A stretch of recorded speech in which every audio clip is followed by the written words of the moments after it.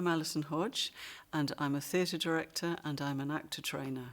I think it means that you begin to help actors develop their skills. I think that, as with directors, actors have talent, but you can help them practice, you can help them develop the possibilities that are available to them so that eventually they have more choice.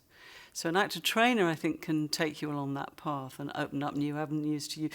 Particularly, I think, with the body and voice, technical work that you can do with them that can really expand their possibilities. It's very interesting to think about what are the core things that you're working with acting. It took me a long time to work out how you train actors, and that came from working with other companies that had also trained actors for years and years and years. And I did a lot of research around actor training to try and understand what it was that all these amazing directors that had directed actors and trained actors over years and years and years and made extraordinary pieces of work, what they had been up to. How had they been training actors? And what I discovered in researching that was that it wasn't so much that there were methods that people did in order to get actors to where they wanted them to go, but actually it was principles. So there were principles to do with energy, to do with timing, to do with space, to do with emotion, to do with the spine, all these principles that different directors used in different ways to get their actors where they wanted them to go. Energy is really difficult to talk about, isn't it? We all know when we see a performance that hasn't got any energy, how dull it is. But to actually really understand how energy works, both in terms of a performance energy and the dramaturgy of a performance and the energy that a performance needs at different points in its progression is one kind of energy that an actor needs to also understand. But also an actor needs to understand how to use their energy in lots of different ways. I guess one of the things that I've used over the years is and maybe this will kind of simply illustrate one of the things that I do, is I use sticks. So I might get two actors in a room. They might be, I don't know, a few meters apart. And the sticks are quite heavy. They're sort of 6, maybe 5, 6 feet even. They can be really heavy instruments. And they have to throw one stick between two actors. And all they're doing at first is just connecting with each other. And the stick goes from one actor to the other. And they eventually, slowly build that up until they begin to develop an understanding.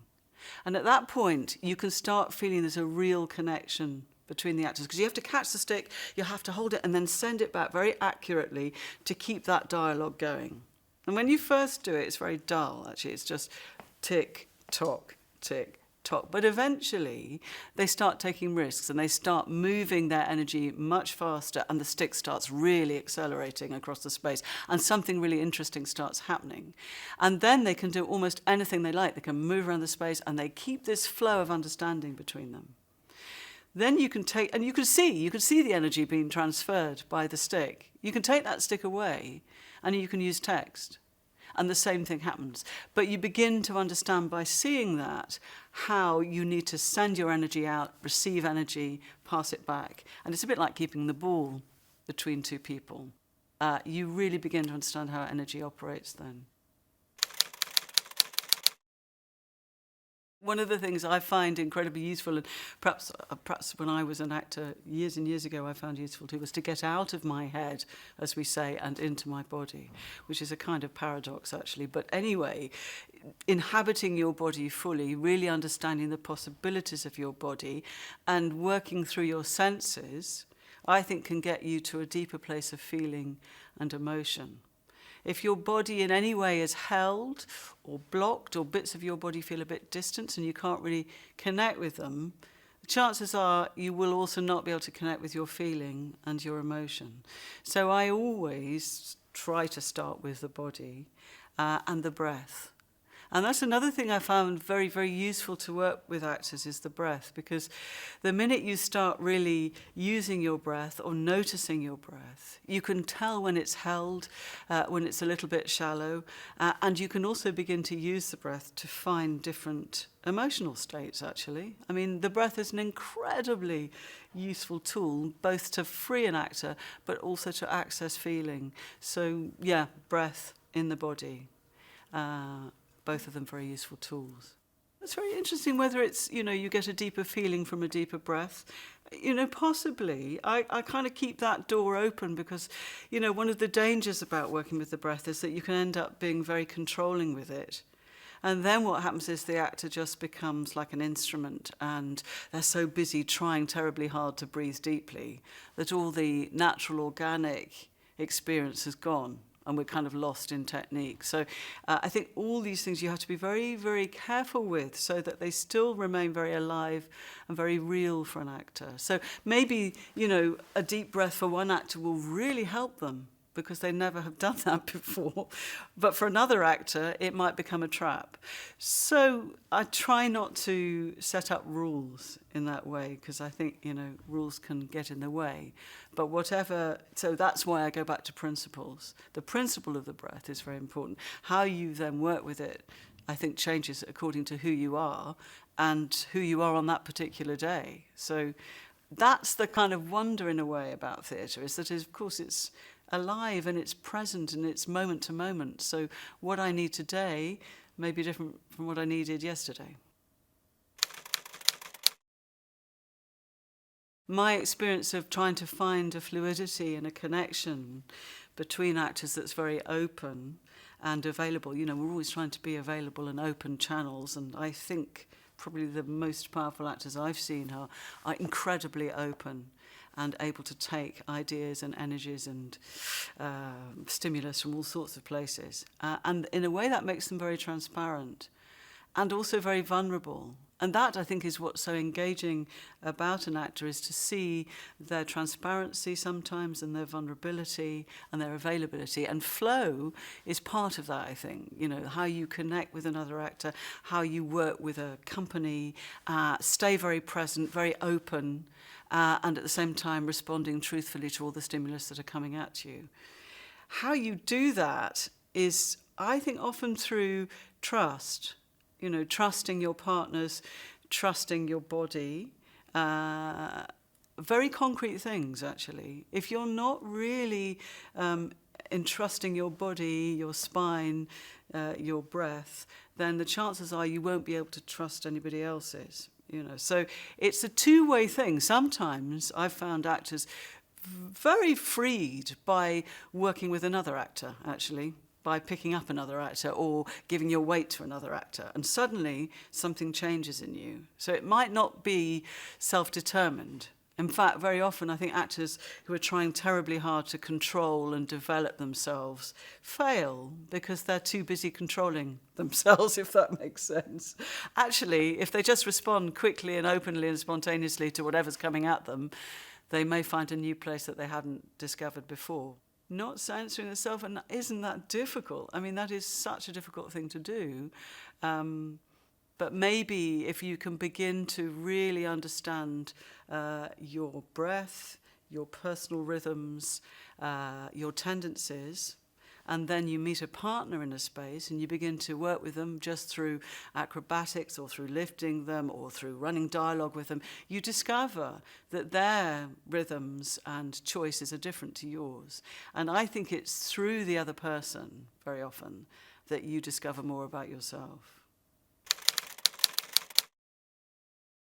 To talk about the spine, I'm a great proponent of Scaravelli yoga.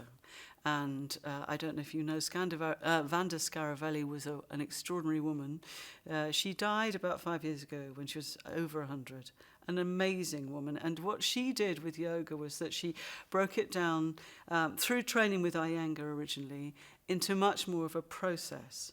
And in her process, rather than arriving and holding yoga positions, she spent a long time getting from one place to another, and how you reorganize the spine and the limbs around the spine to arrive in a posture. And you'd hold the posture for a tiny moment and then you'd move on.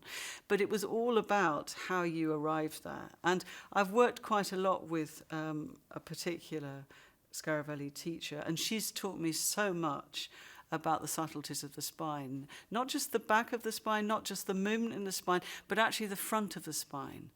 So more and more now, when I'm working with actors, I invite them to think about the inner space of the body and the front of the spine as well as the back of the spine. and work in great detail on finding all these inner spaces of the body. Sounds a bit strange, but all I can say is that if you do that and then you get up and you work with another actor, the body is often far more alive, far more available, because you spent time with yourself for a little bit and then you've come from that place to meet somebody else. To begin work with the spine, I think the only way you can really do it is to connect with another actor's spine. So one of the first things that I do is invite two actors, first of all, to come and meet each other in the space facing each other. And they look at each other and all sorts of stuff starts happening. Social embarrassment, uncertainty, maybe I'm too close to this person. So all this sort of psychological stuff starts happening when you face each other. Then I ask you to turn around and just meet spine to spine. And all that falls away, because actually what you're doing in that moment is really physically understanding each other. So I'm a great believer in the power of touch. Touch is an incredible thing, and you know this. You know if somebody appropriately puts their hands on your shoulders, sometimes your body just rests or you breathe out. It's such a relief sometimes to touch people. When two actors come together and meet through the spine and really rest their weight on each other's spine quite equally, they can discover all sorts of things about their weight, their partner's weight, their energy, their willingness to connect with somebody else, and the difference, the physical difference in their spine against somebody else's. So you begin to understand more about your spine, and you also can find the places in your spine that feel distant. I've actually talked about that before. You know, there are very interesting things, I think, when you start noticing that you can't feel the middle of your back, or that doesn't meet somebody else's spine. And you begin to start shifting around and finding much more possibility of subtle movement in the spine through resting on somebody else's. So that's the first place. And then I would invite them to come away from that place of resting on each other's spines and meet somebody else's. And that's an incredibly important step because, of course, when you meet somebody else's spine, it's a whole other world. It's a completely other universe. Different weight, different quality, different sort of attention, different quality of touch. So all those details of how you meet through the spine helps you begin to understand the possibilities of your own spine. I often talk about this, you probably know this fantastic moment in, I think it was at the start of The Seagull, Stanislavski's first production, The Seagull. And when the curtains drew back, the first thing you saw was a man sitting on a bench with his back to the audience. And this was an incredible moment of theatre, really incredible. Nobody had seen that before. But the expressiveness of that back and the way that he sat on that bench can tell you a million stories. So, you know, if you can connect there, then I think every other possible movement comes obviously from the spine. You know, we get so much more expressiveness if we start with the spine as a readable place in somebody's body. I think one of the things that we don't understand very much, and I've understood very much through Scaravelli, yoga is rest. You know, so much of what we need to do as actors is to rest. And I don't mean that in terms of relaxation, just dropping out and, you know, all that. I mean actively resting, being quiet with yourself in a place and really paying attention to what's going on. And we're so busy pushing for results and trying to get there and so much tension accumulates in the body because we're trying to get results that we really have to allow that body to quieten down and in a way to almost make friends with our body, just be with it. And in those quiet moments of active rest with your body, a lot of things soften and a lot of space opens up. And I think I've seen actors make huge changes in their understanding of how they operate through just resting quietly. And then from that place, my goodness me, you can find energy, you know. But it comes from a genuine place of quiet. So actually more and more, I encourage actors to work with active rest rather than, and that is, I make the distinction between rest and relaxation. particularly in this culture, there has been a tremendous tradition of speech. We owe a great deal to Shakespeare for that, But we are masters at speech, I think, and our voice training is second to none. And it's interesting, isn't it, that a lot of our physical training comes from Europe. So whether it's Feldenkrais or Alexander or yoga, even further afield, a lot of physical training stems from, and commedia dell'arte comes from abroad. And I think that that's an exciting possibility that we can learn more about the body and other trainings of the body. And we've done that slowly and I think caught up now. I think that the physical training in this country is much stronger than it used to be. But it fascinates me because I think that is where I, personally as an actor, where I started was really understanding the physical possibilities of my body through partners. And when I did that, I felt more physically enabled. How I use touch in physical training is largely initially through understanding the weight of your body and your partner's body. So rather than, when I say touch, I might mean leaning on somebody's body. I might mean lifting somebody else's body. I might mean holding the partner's hands and finding different ways to share weight.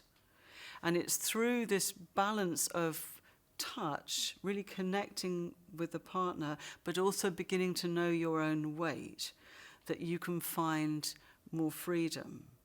But it's interesting, isn't it? Because by touching a partner, you have an anchor and you have a sense of security. And it's that touch and that real contact. It's not a polite touch.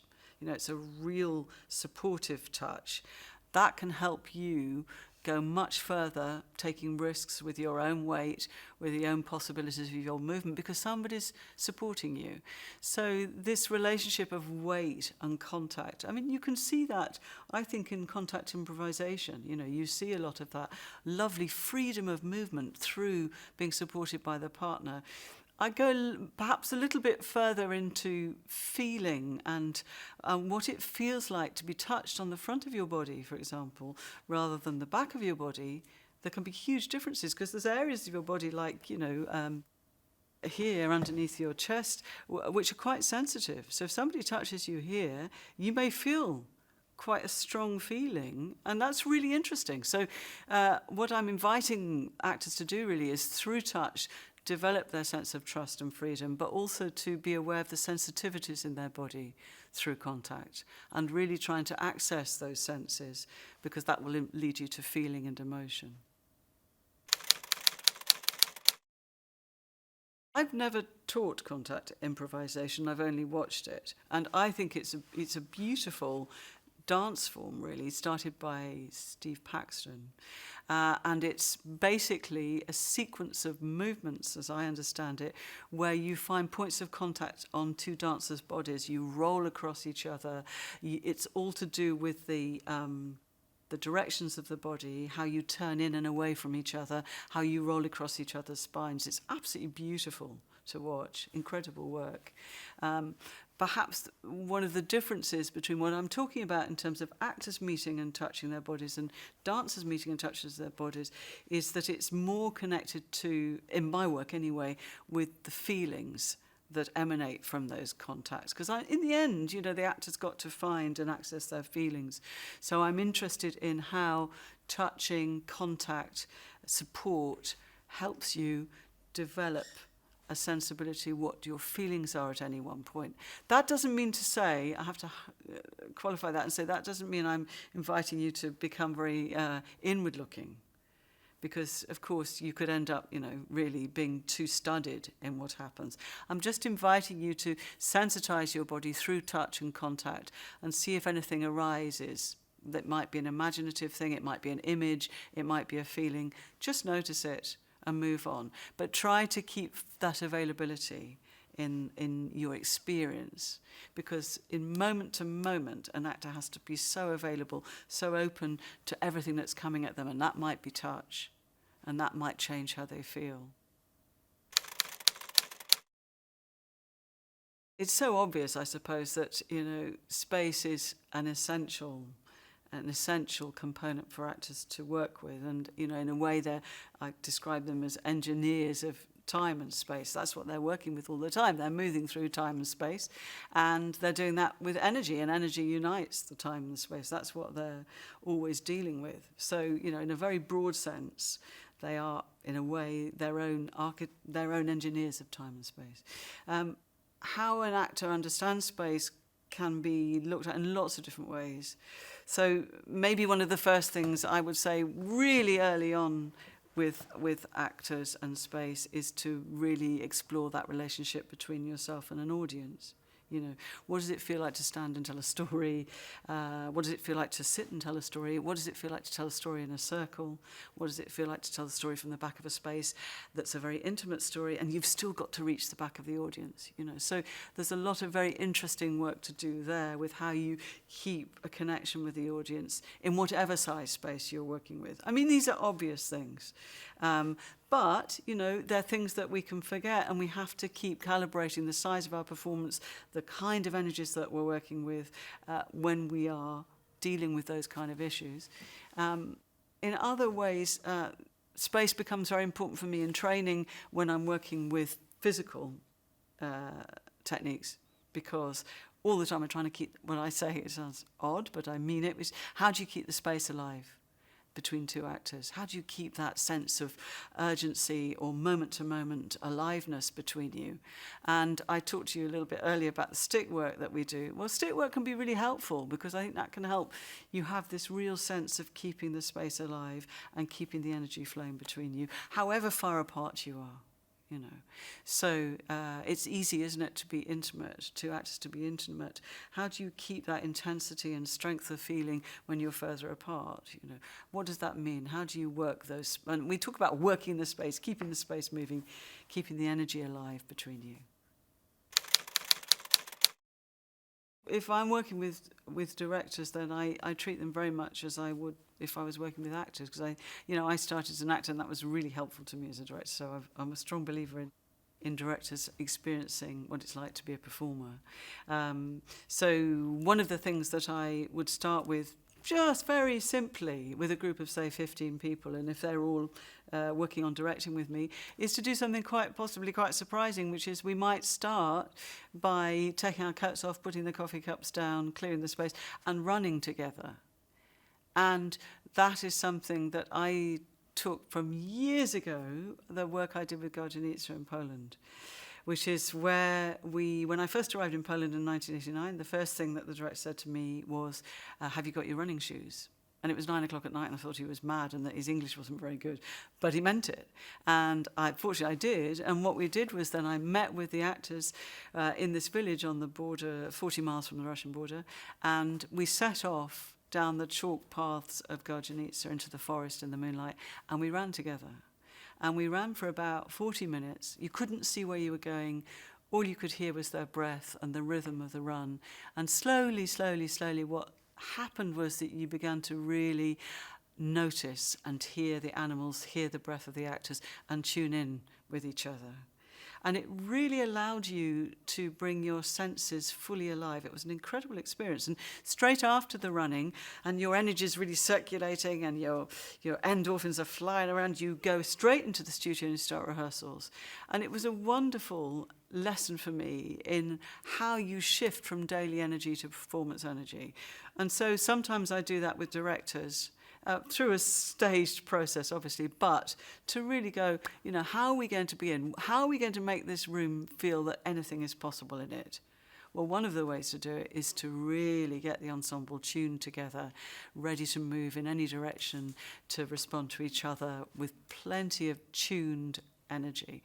And so that's perhaps one of the starting points that I might do. And it puts the body center stage, and it puts rhythm and energy center stage. And once you've got that going and you've got a sense of an ensemble really tuning to each other, then I think you can feel that the possibilities are endless. I think some of the best directors around have had an experience of performance.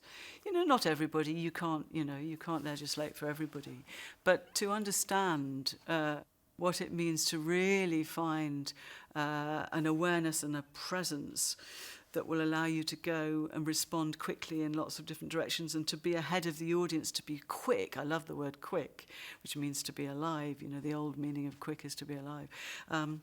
You need that sense of aliveness to make living theatre exciting, thrilling, full of possibility. So, you know, start by tuning the actors and get the directors to understand how to do that. Core training was something that I did when I came back from Poland. I realised, having tried with 6 months to work with a group of actors over a sustained period of time, that I needed more time. And then the penny dropped, and I realised that all these directors from Stanislavski and Meyerhold onwards to Gardzienice, where I'd come from, had really invested in training.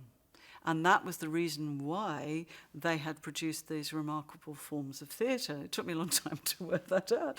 But anyway, what I did was I gathered a group of MA actors who'd come from all over the world, from Komedia, from Stanislavski, from Eugenia Barber, from lots of different trainings. And we gathered together. We are mostly women. There were about 8 of us. And we worked together for 8 years. On a process of really trying to start from first principles. As I said earlier, you know, I discovered that there were first principles of performance and principles of acting and principles of directing, actually. And we began to really work from those principles and develop techniques and exercises that would contain those techniques, that we could really begin to explore what those principles were. Those principles were things like breath, weight, rhythm, energy. You know, how do we find exercises that really allow us to explore those things that can be really useful for actors, that can be used in drama schools, that can be used by directors. So what we did very quickly was we started teaching. I mean, I think within 6 months we were teaching at Central those exercises, and that was great because it helped us understand how those exercises worked and whether they were useful for actors or not. But that process took a long time, and in the process of developing those training exercises, I was constantly teaching them, and I still do. I still teach at RADA now. Every year I teach those, not necessarily those exercises, but those principles to actors, and they hold true. And the reason that I think that they are robust is because we spent a long time really working on them and then applying them to performances. So they kind of, you know, I feel I can trust them. One of the principles is the principle of breath. You know, that we have to understand the breath. The breath is the thing that keeps us alive, but it's also one of the ways that we can access our emotions. So first thing we have to do is find a connection with the breath, really invite the breath into the body and let the breath go again. And then one of the first exercises I do with the breath, having allowed a freer movement of breath into the body, taking it more deeply into the body, finding the pause and releasing it. These are things that we know when we're doing voice work as well. But then the thing that I invite actors to do is to follow the breath with the body. So on the inhalation, expand the body. On the exhalation, contract the body. And of course, when you start doing that, you begin to find the energies of the body and how, by following the breath, you can find more energy, more aliveness in all the musculature. You know, you can talk about imaginatively sending the breath through the body, and you can do that, and you can see how the body becomes more alive. So there's one of the first things we do is we begin to connect the breath with movement. And that, you have to be careful, that mustn't become too held or too studied, but somehow that invites you to pay more attention to the full extension of the body in space rather than just the chest area, you know. So if you start moving on the breath, you can begin to find a deeper expressiveness. You can also begin to change the quality of the breath, and that will change the quality of your experience of your emotions. So, for example, if I breathe very quickly and shallowly, if I keep doing that, eventually I'll start panicking because that is what that breath will allow me to feel. I mean, that is not true in every case, but that is an access. That will help you access the feeling of panic because there is too much constriction in the chest and you can't breathe properly. So there are ways that also you can begin to use the breath, not just to fully inhabit the body and find an expressive body, but to begin to feel emotions more deeply and truthfully through the body. So very often when I start working with actors, the first thing I look at is the breath and whether the breath is moving freely through the body. Very often it isn't, actually. So it can be really, really helpful and sometimes almost revelatory for some actors to really find a comfortable relationship with the breath and how it connects with the body. And then you can start breathing with other people. And then you can start tuning to other people and finding common breaths, counter breaths, different rhythms. And your bodies can start connecting through physical rhythm and breath rhythms. And that can be very exciting because that can be the basis of ensemble training. So there's lots of different ways that the breath can guide you through feeling, through connection with other actors, through rhythm, through accessing a more expressed body. And very often, as I say, I come back to the breath to see whether that is in fact something that's being held or constricted, that's stopping an actor really fully realise their possibilities.